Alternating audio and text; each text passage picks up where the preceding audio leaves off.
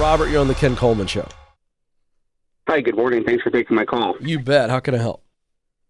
Well, I've been in an industry now for about 18 years. The last 10 of it's been in a leadership role, and I'm finding myself losing my passion for the leadership portion of it. Mm-hmm. I enjoy the work.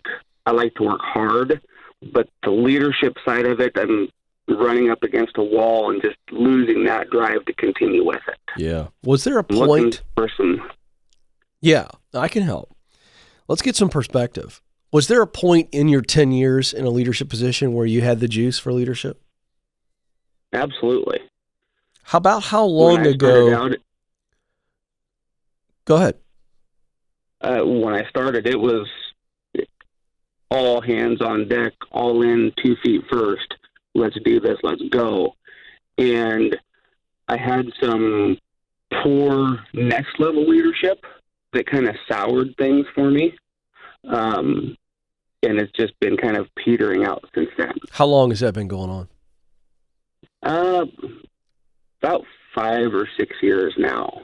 Describe And- describe specifically your direct report. Is that what you're talking about? Correct. Describe what is happening. Is it a guy or a gal? A guy, I no longer work under him. I've got another gentleman I work under that's great. Well, wait a But second. it's hard. Wait a second. Tell me about this. So you got a guy now who's your direct leader, who's great, and then you just gave me what's going on now? Just culture of the company I work for has changed in the same time frame as when I transferred locations out from underneath the guy that started my downward. So what's the part about the culture that's making you not want to lead, even though you enjoy the work?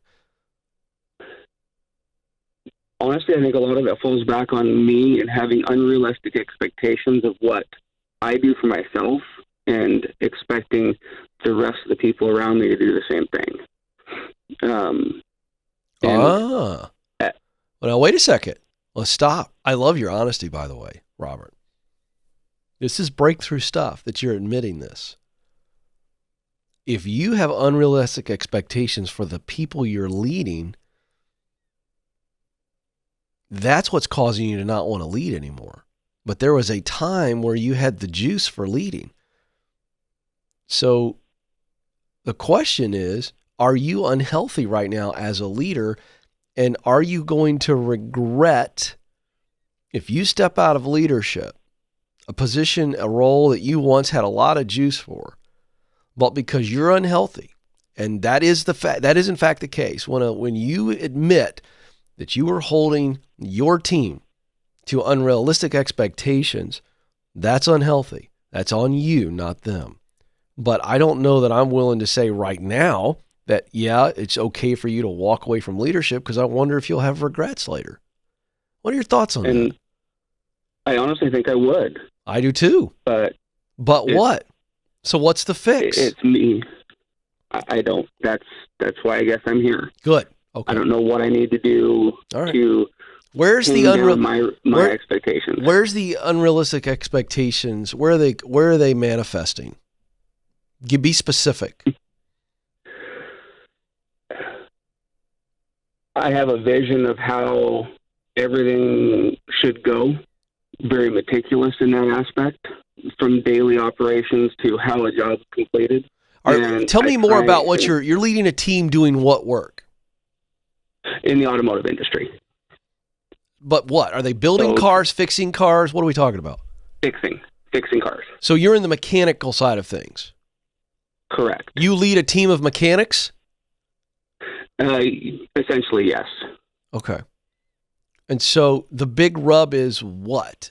The actual fixing, or the way these people are going about doing it and you want it to be? I mean, I want you to really describe this, because I want you to hear yourself say it. What's the big rub? What are they not delivering on that you know is unrealistic? What is it? The efficiency of it. Getting the job completed in a time frame I think is realistic. Have you? But So what it's has? realistic for me? Well, how is it realistic for you? Because you can fix a car faster than the rest of the technicians you have? Yeah, that's some of it, if I can be completely honest. Well, I want you to be honest. And I look at other team members that have similar tenure that don't have the drive. I feel they are there to get their 8 hours and go home. Well, they are. They're not seeing my passion, even though I'm showing it. My work ethic, I'm showing it. Yep. They're not. I don't feel that they're picking up and running with it the way I expect them to. Okay. So I'm going to address that in just a second, but I want to just really help you as a leader right now, and this will help you get your juice back. You yourself have said on the call that your expectations are unrealistic. So you actually may be more talented than some of these people, and let's add the extra passion and enthusiasm, which makes, if you were doing their job, you think you would get it done, or you would get it done faster. Okay. But you yourself have said it's unrealistic. So you got to stop doing that and go, wait a second, I just need the best out of this person, what their best is. Now, that becomes the new standard by which you hold them to. What's their best? How can I help them get better? It's not the unrealistic expectations are all on you.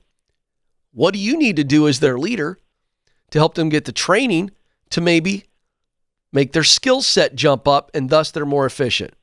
Then we want to find people who are fired up and want to move up and want to get better.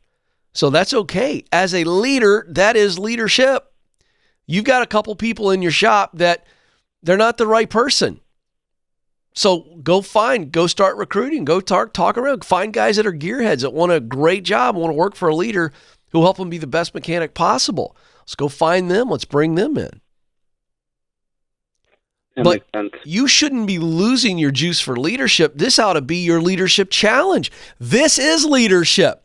But the problem is you're focusing on all of the deficiencies and you're going, it's just not how I want it.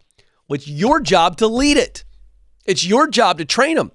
It's your job to help them find their juice. It's your job to replace them if they're never going to be more than just a gearhead who fills their 8 hours out. That's on you. Sure. But you need to first own this. I have to stop expecting them to get this many cars done in this amount of time because it's unrealistic. I need to get over that.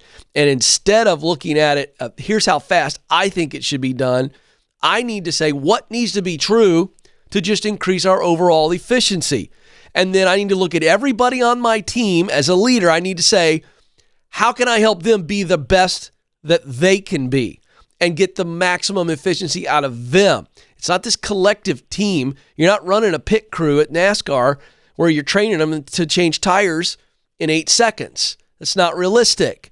So you need to own where you're being overbearing and unrealistic and go, that's not leadership. Leadership is diving in and serving each individual team member to be the best that they can be. And I think you're going to find that your leadership juice is going to come back. And you need to remind yourself, too, that you're the problem. You're the lid. You need to read a book by John Maxwell, Developing the Leader Within You. You need to read that. You need to read the 21 Laws of Leadership. You need to read Dave Ramsey's Entree Leadership. Stay on the line. You know what? Let's give him a copy of Entree Leadership so he sees the difference between being a straight-up entrepreneur, driver, and then just a leader who has no innovative thoughts at all, who's just serving and managing people, but that combination of an entree leader. But you can do this, Robert.